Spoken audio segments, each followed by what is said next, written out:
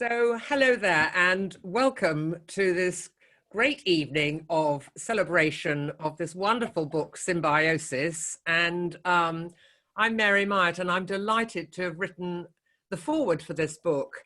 And so I'd just like to say hello to Claire Hill and Kat Howard, who are joining me, obviously. I'm not going to talk about it on my own, for this session for about 3/4 of an hour or so. So you're all very welcome, those of you who are joining us live, and also a warm welcome for anyone who is looking later on. So Claire, first of all, are you happy to say a bit about your role and what you're doing at the moment? Yeah, so my role now is to work across a trust, predominantly in secondary, but I do some work with the primary schools as well. And my focus on curriculum and teaching and learning. So it's my perfect job. It's brilliant, and it's a lot to do with having conversations with curriculum leaders, looking at how they can be coached and supported and how to better understand the curriculum, and looking at their curriculums and how we can improve them all the time, which is lovely. And also in terms of teaching and learning as well. So I look after trainees, I look after the CPD for our trust as well. So all things that are just my favourite things and very much influence some of the things that we talk about in the book as well. So really lucky. So that's great, and I'm always heartened to hear of colleagues where they're working cross-phase. You're working cross-phase across the trust, and I know, Kat, it's the same for you as well at the Duston School, isn't it? Are you happy to say a bit about your role?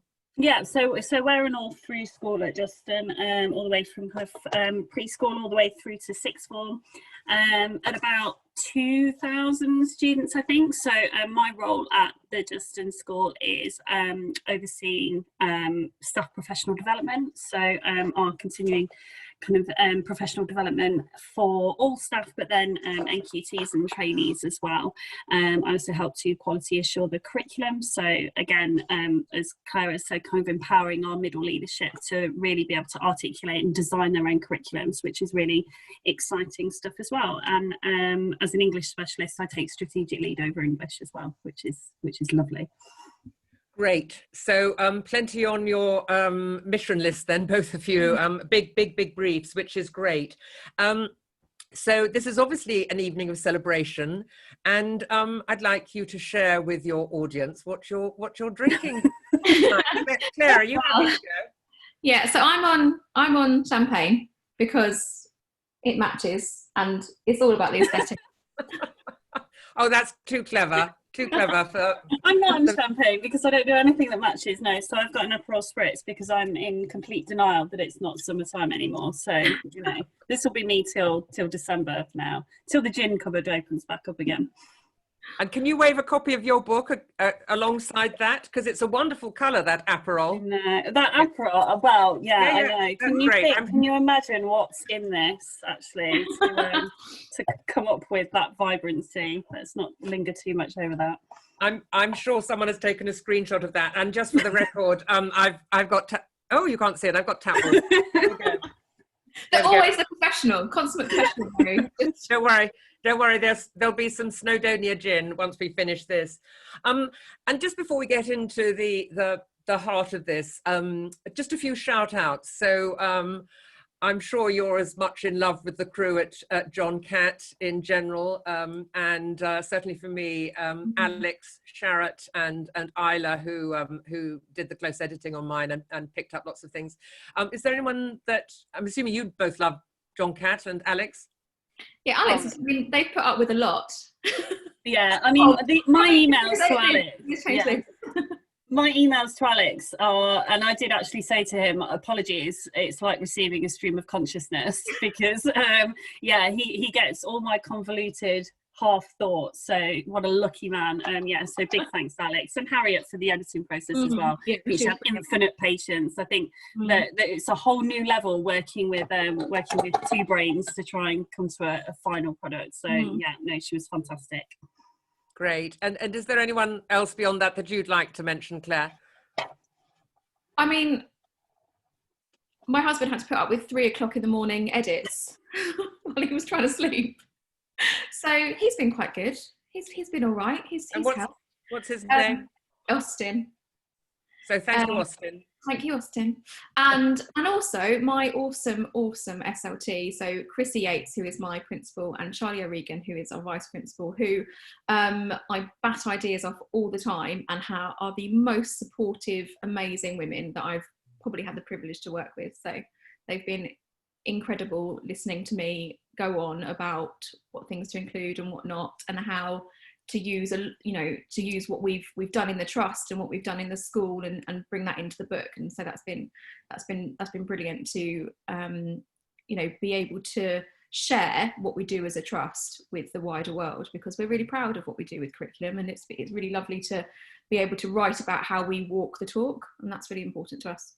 Great. So it's lovely that you acknowledge them as well. And then just on the Twitters, just before we came on air, just to a shout out to Rian Davies-Jones, who said that she was going to be joining us while cooking her curry. I can't think of anything better. So thank you, and other colleagues for joining us as well. And we nearly forgot, Kat.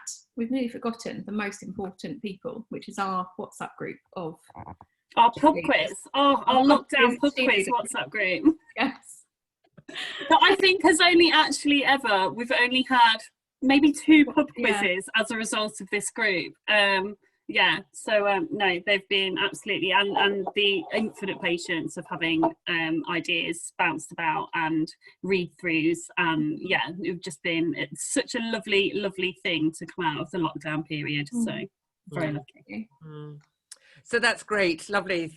Thank you both. So just to get into the serious stuff now, I'm sure we'll have some wry smiles as we go through this, but I was really pleased when, Kat, I think you were in touch first about seeing if I would write the foreword for this book, Symbiosis. And I was pleased to do it because I knew of your earlier work, and you and I had also done some work together, Claire. But when it arrived, I was blown away by it. And so I've been thinking about the curriculum for nearly 30 years because as an NQT, I was really lucky that in Suffolk, the RE advisor used to pluck those of us who showed any interest out of school on a regular basis to work on curriculum materials and developing curriculum materials. And so I've been privileged to think about it for a very, very long time. And what I found reading the manuscript in preparation for the foreword, that there were new insights for me. And I just think you've got a great gift, both of you, for plotting the journey as it moves from the strategic and the theoretical into actually what lands up on children's desks. And it's that line between it that there were some real nuances for me that actually hadn't occurred to me before. So I'm very grateful to you personally for having written this. But given that the curriculum has gone, and the quality of the curriculum has gone so much further up the agenda, a good thing in my humble opinion, it does mean that there's a willingness, I think, across the sector to have these fresh and robust conversations about the quality of what we're already offering our children. But the roadmap that you provide is really helpful, because I think some of what has happened up until your book arriving, and then there's a lovely one coming out from Lika Sharma, also from the John Catt Stable, specifically for primary. What was missing was that theory into action within the classroom, at that kind of deeper level, or through the threads of middle leadership, etc. It has to be said, though, that your book is applicable for both secondary and primary, and I was really pleased to see that Kerry, also known as Teacher Glitter on Twitter, was saying as much the other day. So, and of course, all the best work does cut across the sectors in any case, the phases. But I just want to say a few words about, I'm just going to quote from my foreword about this, that I feel that what had been missing until your book came along is an articulation of how the headlines are translated to the classroom. In other words, the thread of accountability for a high quality curriculum, from leaders to curriculum leaders to teachers and teaching assistants. And your book, Symbiosis, addresses this gap. And I think the particular power of your work is that you're not just thinkers, but you're both leaders and teachers. And I think it's just the first book to breathe life into the journey from this theory into practice. So I'm just going to put that to you and ask you then, how did you come to arrive at this place where you decided to write this book that I believe is having such impact for the sector? Well, I'd written Stop Talking About Wellbeing last year, and had lots of conversations with Claire along the way after meeting Claire at Team English conference 2 years ago now.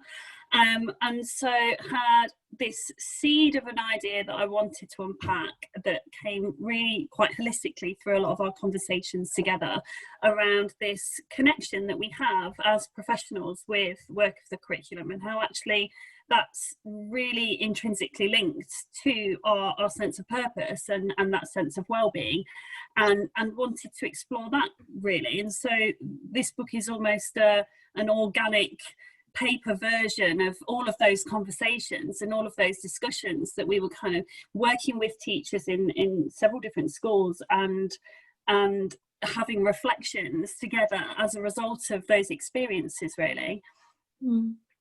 Great, Claire. And I think that when we were talking, what we would find quite a lot of, so both Kat and I do work in other schools, and we talk to lots of subject leaders and teachers and senior leaders, and what we were finding there was that people knew what they wanted to do. They had an idea of what that was going to look like, and as you say, that the theory behind why they might do so, but actually there wasn't enough around why they might do those things. And that's really important, and that's something we talk about a lot in the book, is that if we can express to subject leaders and senior leaders and teachers why we're doing something, it means it's much more likely to be implemented well. And then also how do we get there? So is exact, and this mildly emotional, it might be the quiz, when you were talking, Mary, Friday. because it's Friday, it's been a long week, was that the way you talk about this roadmap, that was exactly what we wanted to achieve. We wanted to show people this is what it can look like, but without doing so in a way that was generic or kind of manipulated or mangled anyone's subjects or phases. It was very sensitive to those things, but also saying, okay, if you're in these positions and you are trying to design and implement the best possible curriculum you can, what do you need? What information do you need? What theory do you need? What practical advice do you need? What training might you need? How can systems and processes be designed to support that work? And that's what we wanted to achieve with this book, is to give you that thread that runs all the way through. So it's been incredible to have people say that's exactly what it's offered them, because that was what we really wanted to achieve when we first set out to do so. Yeah, I think it's that fear, isn't it, when you put something out, because we'd looked at it between us for so long that as we got nearer and nearer to kind of publication, it was like, well, it does do what we want it to do? Because when you're talking about curriculum, it's very much seeking that balance between providing that roadmap, but ultimately also empowering people along the way to make, to really think very carefully about their curriculum and make those decisions. And so it's, just to echo Claire, really, it's just, it's so delightful to just hear some of the feedback that's come through this week. It's really wonderful. And I think we're both like massive curriculum nerds and have been for a long time. So we've read lots and lots and lots and lots of different things. All right, there's like 150 odd references in the book or something, and it's because we've read around and around and around. But ultimately, 4 or 5 years ago, when we were starting to think about curriculum, or 5 or 6 years ago when we started to think about curriculum a bit more, there wasn't really anything out there. You had to go and find lots of different things and ask the right people, and you don't always have time as a teacher to go to all those different places and read all those different blogs and different books, all in scattered around. And so we wanted to kind of bring all of the ideas that we had together into one place, and really write the book that I would have loved to have had maybe 6 years ago, the one that would have helped me map that journey and maybe not made quite so many mistakes along the way, as I'm sure we all do when we start out on a new piece of work. We have to find our way through, and part of the book really is looking at what are the pitfalls. what things should we try to avoid, and then hopefully that will help others to do so as well. Yes, great. So I think it's this synthesizing into your work, your reading, your research, but also the practical walk. You're walking the talk that really brings this to life. And so you mentioned in the book about you reference Kennedy talking about what professional development looks like when priorities are shifted to serious curriculum development. And Kennedy argues, from the teacher's perspective, the education system is noisy. We often try to conduct and review too many initiatives in response to too many voices. So would you just like to expand on that? So the first section of the book, particularly where we talk about senior leaders, is a lot around how we can create the policies and processes to support curriculum work. And a lot of that is about stripping back, is about, you know, keeping the main thing. And there are some really good strategies around having to ensure that happens. So one of my favourite things to do is to look at two tests. So one being, is this going to have a positive impact on students' learning? That's test one. Is this strategy going to do that? Then test two is this going to be the most efficient thing to do in terms of teacher workload? And I think sometimes what happens is when we bring in a new initiative, we don't ask it to pass both tests. We ask it to perhaps pass only one.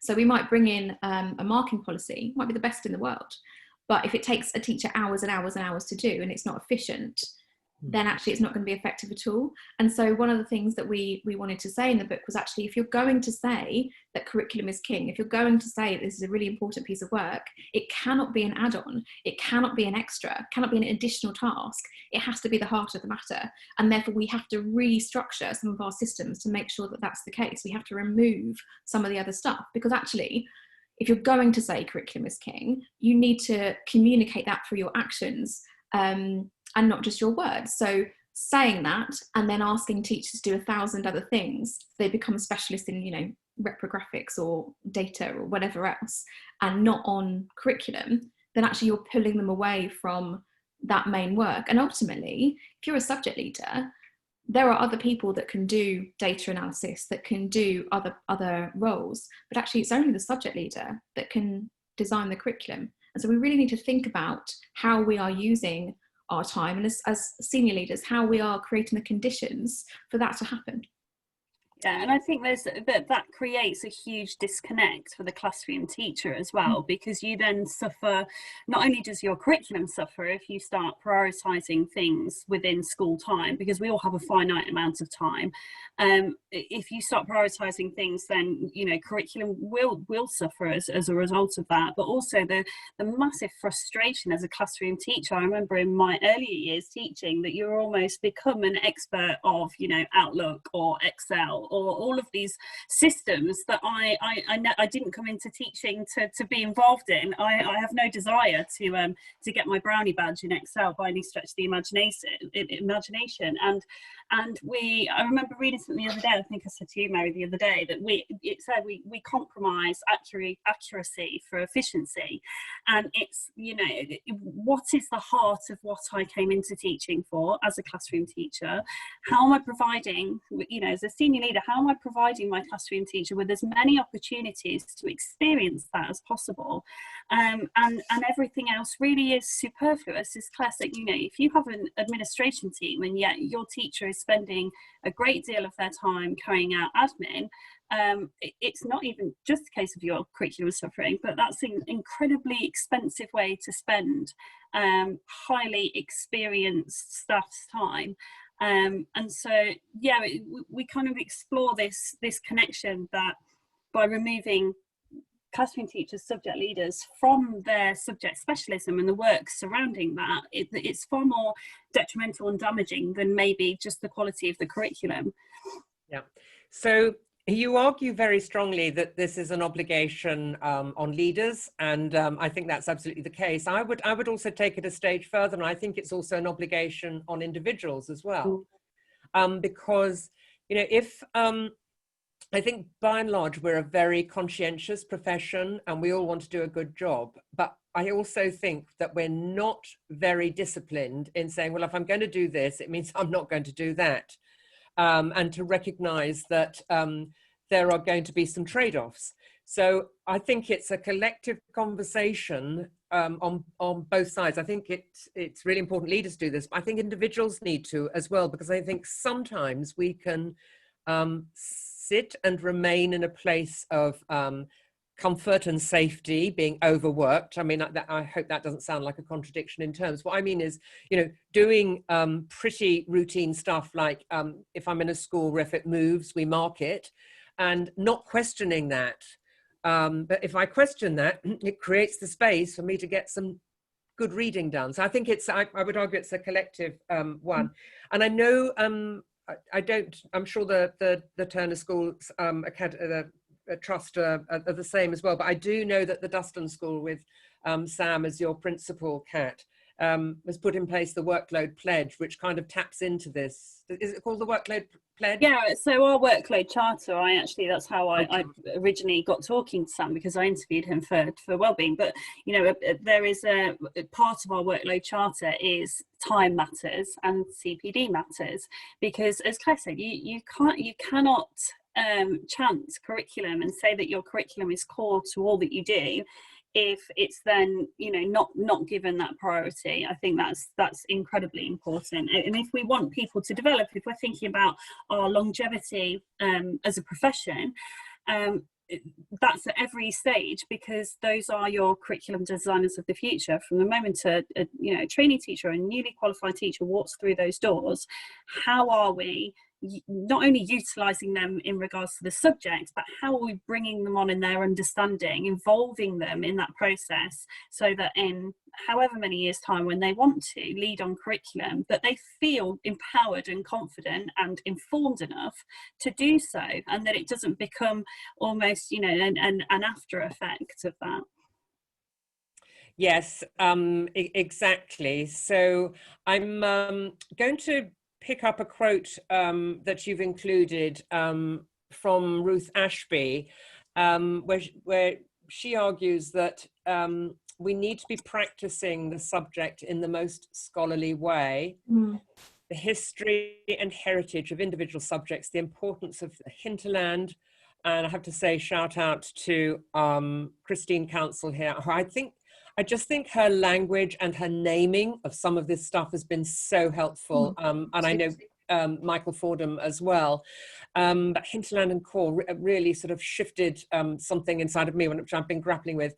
The importance of the hinterland, substantive, disciplinary, declarative and procedural knowledge. So I think, to summarize that, it's about not dumbing down, about being crystal clear that we're going back to the source material that is appropriate, rather than it being mediated through third-rate websites and PowerPoints and things. And before I ask you to give your thoughts on expanding that, another person who's really good on this is Richard Ken Radical on Twitter. And he is an historian and senior leader, and he is a living example of following this thread through. So when the students are learning about the Norman Conquest in Year 7, you know, they're using text from Mark Morris's account and then extracts from Simon Shamer. And children with apparently a reading age below 10 are able to engage with it. I mean, it's quite extraordinary when we take this seriously, the difference it makes to all children. Of course, it being much more interesting for us to teach and for them to learn. So any observations on that thing of taking the stuff seriously? So and you're absolutely right. So Christine Council was hugely influential, and I think she probably is with anyone dealing with curriculum. So we were, you know, just delighted that she endorsed our book, and that she thought it was that it laid out the theory really well. It was something that was really important to us.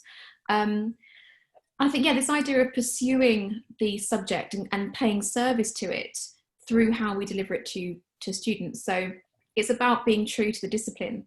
So a really good example. So Cass and I are both English teachers, and when you ask students to use PEE and structures like that for paragraphing or P or PEAL or whatever else acronym you want to use, it's so far from the subject discipline, and it mangles the discipline, and it's not paying service to it. And I think we need to expose students to what our subjects look like in their, as far as possible, in their purest sense. And that is how we get closer to that scholarly pursuit. And it was something that by drawing out those threads that Christine talks about around the hinterland and the disciplinary knowledge and the core and all those things, is that we can start to get much closer to what our subject really means, where it comes from, its heritage, its legacy, what its traditions are. And by doing so, we can bring it much closer, our subject and school experience. And I think that's really important. And Bernstein, and we talk about him in the book, about this recontextualization, how the subject discipline itself gets quite far removed from what's happening in the classroom, and actually how can we bring those things back together so that our students get a much better diet in terms of the subjects that we're delivering. And I think absolutely one of the reasons why I joined my trust and joined the school that I'm in is because we have children who so Kent is a grammar school area, we are a high school, we're a secondary school, we do not have selection in that way. We will have children who have a reading age of 6 come into us when they're in year 7, who will be exposed to Sherlock, who will be exposed to the deepest understanding of science and maths. And we teach Latin, we teach them about ancient Mesopotamia. We are not going to put a ceiling on what we think they can do just because they haven't passed a test at 11 years old. And that's vital, I think, is to say, if you give them challenging work, they will meet that challenge. And one of my favourite quotes around this, and I think it was Claire Stoneman that I first saw tweet about this, but this idea of a rising tide raises all ships. And it's so clear to me that that's the case, particularly working in the context that I do, that if you provide challenge, they will meet it. But if you don't, you limit them in ways that are frankly not why I came into education. Yeah, and kind of inexcusable, and it's twofold, isn't it? Because that impact is for staff as well as students. So not only are you improving the student experience, which we have a moral duty to do, and I don't think that we should shy away from that at all. I've worked with teachers who have been, and probably sounds a little bit hard on the rhetoric, but victims of a poor curriculum, who have then, and we are a graduate profession who are then grappling with simplistic curriculum or formulaic curriculum, or kind of diluted versions of the subject itself, and that frustration then after a period of time becomes something else, which is that loss of confidence. Because if you're not working with the subject in the way that you recognize it, and what got you fired up and empowered and interested and fascinated by the subject to begin with, then you lose confidence in your capacity to teach it, and that's all perception. That's teacher perception rather than the reality of people being able to teach incredible things that within their particular subject. And so it's this perpetual cycle where we have teachers teaching content that when they're far more capable of teaching the kind of the really rich, fascinating, high level challenge that we know that everybody is capable of doing and providing that. And it just, we had a faculty meeting this week that I wasn't present at, but one of my middle leaders reported back and said, one of the teachers, new teacher to the school, noticed the fact that we're not using assessment literacy, and she said it's just really nice to talk about the subject for the subject's sake, and we're not talking about assessment objectives, we're not talking about levels, but we're not having those conversations because we're talking about the origins of literature, we're talking about Midas, we're talking about Icarus, and we're having those conversations with students, not this is what you do, these are the nuts and bolts to put together a paragraph, or because we're teaching it in kind of all its entirety, I think, and that's what's going to keep people wanting to be teachers, not assessment objectives. Couldn't agree more. And pee can piss off, really. And, Yes, Mary. And you're on water. Come on. We should give Mary a drink. I did a podcast the other day with Phil Naylor, and I managed to get crap and dick in the same one. Oh, that is good. We have here as well. Good work. So, So it's editing work cut out for him. I hope that's still in. Ben Cooper's roaring with laughter there. I think that's what that icon means, that emoji. But as long as it's not an overshoot, Mary. The cat. So when you just described your colleague new to the school who was let's say pleasantly surprised to find rigorous and interesting conversations going on at a faculty level.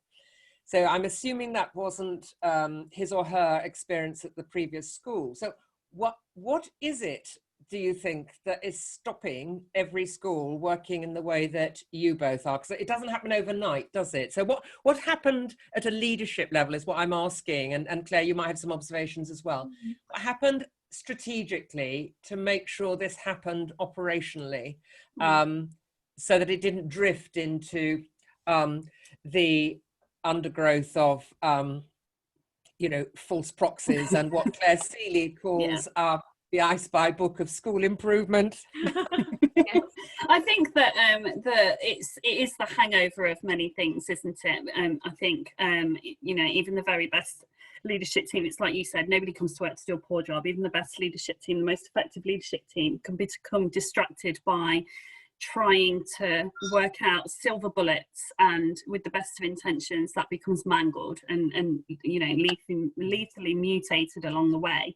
The way that we've kind of set the tone for that is very much prioritising professional development alongside curricular development, and is one of the later parts of the book that so all of our subjects have put together a CPD program, professional development program. We've handed over an safeguarded amount of hours so that our subjects can responsively put together a program that meets the needs of their teachers. And it's all these kind of interconnected parts. So all of our teachers self-set goals as part of their performance management, for want of a better term. I'm kind of mangling with that at the moment. That they set their goals for the year, one of which is a subject knowledge or subject specific goal, and then it's how they want to engage with that goal. Rather than looking at goal completion, we look at, okay, how do we engage with that? What does success of that particular aspect of your practice look like? And then middle leaders are then a duty of care and that of putting together that program that then meets the needs of those teachers.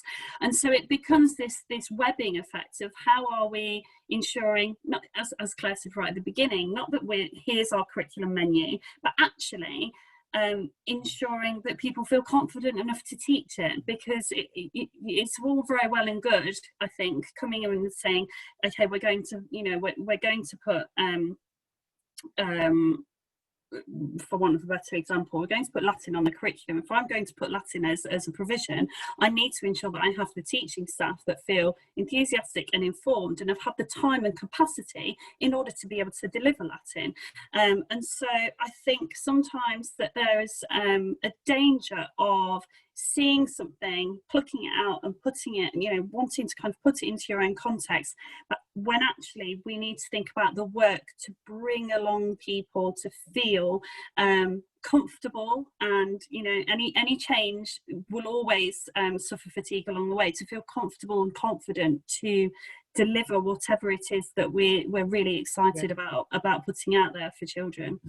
So, and I think our the implementation bit of the latest framework is our friend here, because there's a line which says teachers that talks about teachers having good subject knowledge, and that where they're teaching where this isn't the case, which basically I would argue is all of us, because we all need to be beefing up our subject knowledge. Even if we're lucky enough in secondary to be teaching our first discipline, it's very unlikely that it's the same units at university that we're teaching now, but it's certainly the case for primary as well. But it goes on to say that leaders have put in place appropriate support. And I think you've just articulated that really clearly. Claire, and just before we move on to Claire, when I was talking to Sam Strickland, the principal at the Duston School, I think you use fewer than the anticipated hours? Yeah, so we're operating, I mean, because of the current situation anyway, we're operating, but we always ensure that we are operating well under our directed time.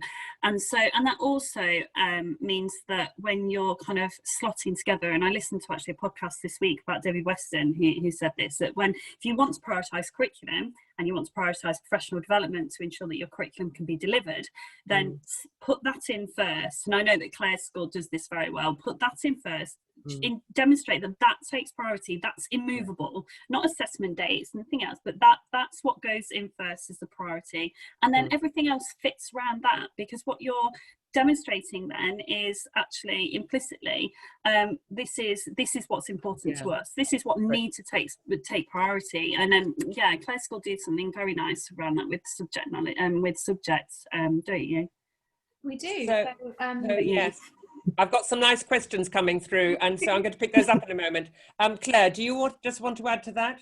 Yeah, so one of the things that we do, and part is because it's because it's a it's genuine priority for us, and we're not just going to talk it, we're going to walk it. And because our timetable is incredible, we have managed to timetable so that all staff are off timetable at the same time as everyone else in their department, and that is their collaborative planning time. We put a huge amount of emphasis on collaborative planning time because we think it's really important in terms of finding those misconceptions, thinking about explanations, what we're going to model, what adaptations we need to make to our curriculum. We need to have ring-fence time to have those conversations, and that is I would say one of the most powerful things we've done on a systems level to make sure that happens. And I think the other thing that's crucial is that we have to be treating people as grown-ups, as professionals, and not saying to them, you're going to do this because you've been told to do it. You're going to have a knowledge organiser in every subject because you've been told that's what you've got to do. Actually saying, this is why this might be a useful thing. It might not be useful in every subject. This is what a good model looks like. Is this going to be valuable for you in your subject? And what systems are going to be in place to make sure that that is having a genuine impact on your students? And I think, having those conversations around the why that we're doing things for, that's the key for me.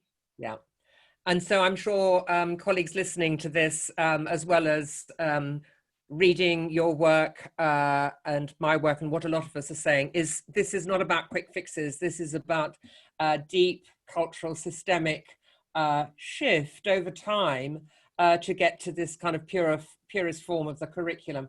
I'm just going to pause the questions that I got lined up because there's some really good ones coming through. So Abby is saying, I have to tell you that Marcus Stanford has already asked for a copy of the Duston School. I think Marcus has found it for me. What a legend. Oh, is that your beloved? Marcus.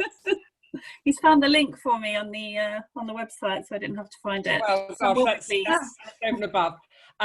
So thank you, Marcus, for that. And then Abby said, now this is an interesting one. If I've read this right, she said, thank you for this. I try to champion all three of your work and ideas. How can I explain, give the rationale for exposing the students to the purest form of the subject to reluctant staff who are afraid that we're not serving the less able in inverted commas? Now, if I'm reading that right, and Abby, you might just want to chip in if I've got this wrong, that they might be worried that this is going to leave them out of their depth. I think that's what she means. Now, there's a huge amount of work, not least from Willingham, that human beings are curious, but thinking is hard. My work on high challenge, low threat, we're a challenge-seeking species. I think, and also the work that came out last year from Sussex University on the faster reading research. We're just reading, I've actually just quoted that for our big reads, because we have big reads across our curriculum as well. But I think that's, I think that we are doing those children a disservice if we don't offer them the same experiences. If anything, they are more entitled, I would argue, because you know, they are the children that perhaps don't have books at home and don't have the opportunity to experience the incredible, you know, as an English specialist, the incredible literature that's available. I think people shy away from that, and I do completely appreciate I think how that might look practically, but I think there are so many fantastic examples out there, as you said, with I can't remember his name now, of where people are providing that challenge. Richard Kennett. Kennett. I think that has far more. I think that has far more to do with culture and having conversations with children of, well, this is A-level work, so you know, I shouldn't really be giving you this, and making it exciting, and bit of kidology. You know, and that it's building, it's developing that culture within your classroom or within your faculty to say, actually, you're entitled to this. This is something that we have a duty to provide for you because it's so incredible. But also let's get really practical in this as well, because you know, we can say to teachers these kind of moral conversations, these moral theories around it, but we have to be practical as teachers. And so if we want to expose our children to these things, the scaffolding has got to be really well designed. So for example, if you are going to read with students a complex text, then you've got to pre-teach the vocabulary, and you've got to pre-teach it well. And when you're doing so, and you're thinking about your glossaries, it's thinking about what the definition is going to be with your glossaries. We talk a little bit about vocabulary in the book, and this idea that actually that's going to be something that's going to really unlock the level of challenge you want to do. And actually, we need to be showing teachers this is how you can scaffold well. So things like if you're exposing them to a complex text, pre-teach the vocabulary, but have a colour-coded glossary. So where you would have, for example, you would go through as a department, this is your collaborative planning time, going through and saying, okay, well, I don't think they're going to understand that word, and that word. Okay, we're going to pick those out. We're going to colour that one blue, that one red, and that one green. And down the side, we're going to have the definitions simplified, not just a dictionary definition, simplified in those colours. And that is all about, you know, providing that scaffolding that's actually meaningful, not nonsense differentiation of worksheets, but also things like having an understanding of cognitive load theory, having an understanding of retrieval practice. All of these things mean that when you expose children to something challenging, actually you've put in the groundwork. You've already pre-taught them key components that are going to help them access this more challenging work. You've already reduced all the cognitive overload from anything extraneous to make sure that the intrinsic load is where the challenge is, and not all the other noisy stuff that might go around it. So we've got to be really practical, as well as saying this is their, this is their right. We've got to say what it looks like. Now that right needs to then have that thread again followed through. It's not just a right. Actually, I, as the teacher, in collaboration with my colleagues, are going to make sure that those appropriate supports are in place, which, by the way, is not about half a dozen differentiated coloured worksheets that are going to work. Absolutely. And David Didar's very good on this, that he talks about, if we're going to give children challenge, they must experience success quite early on. That provides the internal motivation to want to carry on. And that comes through as a thread from the faster reading research and a lot of the work I've done around etymology and that sort of thing. The reporting. Kids love it because we're a challenge-seeking species. It's now 14 minutes past. I'm going to suggest we carry on for another 5 minutes because the time has flown, because I want to pick up. Are you all right? Can you stay a bit longer? I'm here. I'll be here all night. I have got a top glass. I am good. So I just want to pick up Arlene Holmes Henderson's work, comment. Love her. And yes, we all do. And just amazing. So since you've both mentioned about the Latin, if anyone does want to introduce Latin or classics on the curriculum, feel free to contact Arlene on the Twitters. And we've massively benefited from funding from the classics, from classics to set up our classics department. So absolutely fantastic, and definitely recommend getting in touch with Arlene because she's so helpful and her website's amazing. Yes, and she's written here so she can let you know about full funding and free training, which is great. And I was talking to I was talking to a colleague from St Matthew's Research School in Birmingham Primary School. They teach Latin there as well. I think it's increasingly becoming a possibility, a route, and so lovely material. So I regularly refer to Lorna Robinson's Telling Tales in Latin, the most exquisite piece of work. Minimus the Mouse, which is great, of course, the Classics Latin course. So we'll be tweeting about this afterwards as well. So thank you, Arlene. And Hannah, this is an interesting one. And I think it's worth just taking some responses from you on this. So Hannah's asking about, how do you quality assure curriculum in subjects outside of your expertise? She worries that she's doing a bit of an I Spy and missing the important parts, if that makes sense. So any quick response, anything in a nutshell? You need to reach out and read. I think you also need that balance of trust. But for me, for example, when I'm working with, I'm very fortunate in that the History Association has the most incredible association. So when I'm trying to support our history department, I go there. I think reaching out to other people, reading as much around the subject as you can, and also, you know, trusting those experts, but trying to ask the right questions. So thinking about the questions that you want to ask around their curriculum that will tease out the key information that you need. And that's what we've tried to achieve with the book, is to try to provide some of those questions that might start those conversations that are threaded all the way through the book. There are questions threaded throughout that hopefully will help with those QA discussions. So I think yes, go on.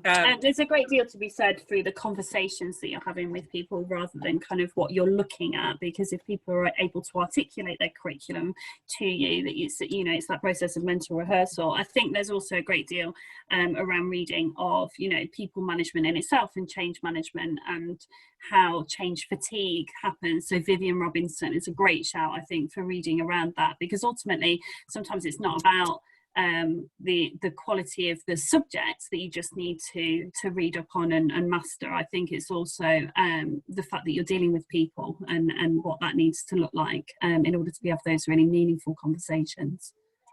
Yes, so that's wonderful. I think to reassure colleagues who are having to have these conversations with their colleagues, I think just what you've just said is really reassuring.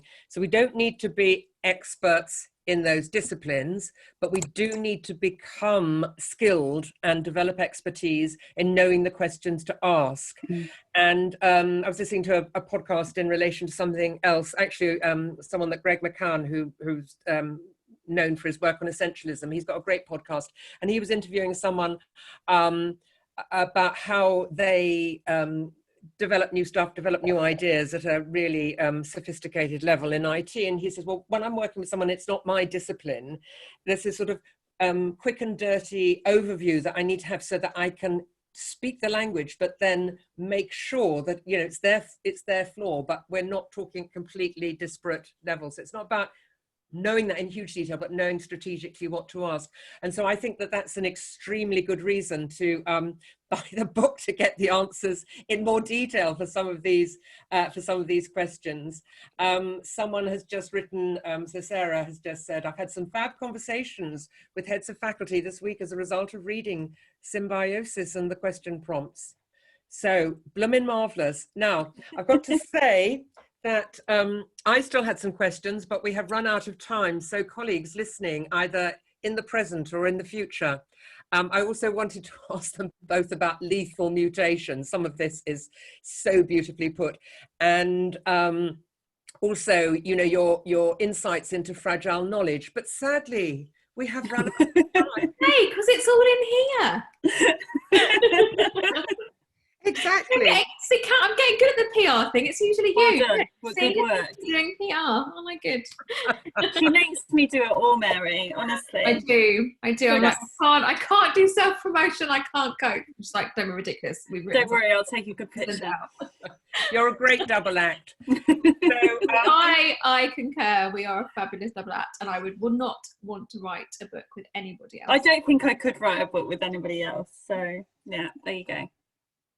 Well, brilliant. Well done, both of you. It's a real gift to the profession. And I know you're going to continue to have huge impact as a result of this. So thank you for giving up your time on a Friday evening. Mary. Oh, I've had a lovely time. This has been always a pleasure. It's been great. So have another drinkle pinkle, and I'm going to crack open some gin. Okay, and thank you for colleagues who've contributed as well. Okay, and also to John Catt. Yes. Bye. Bye.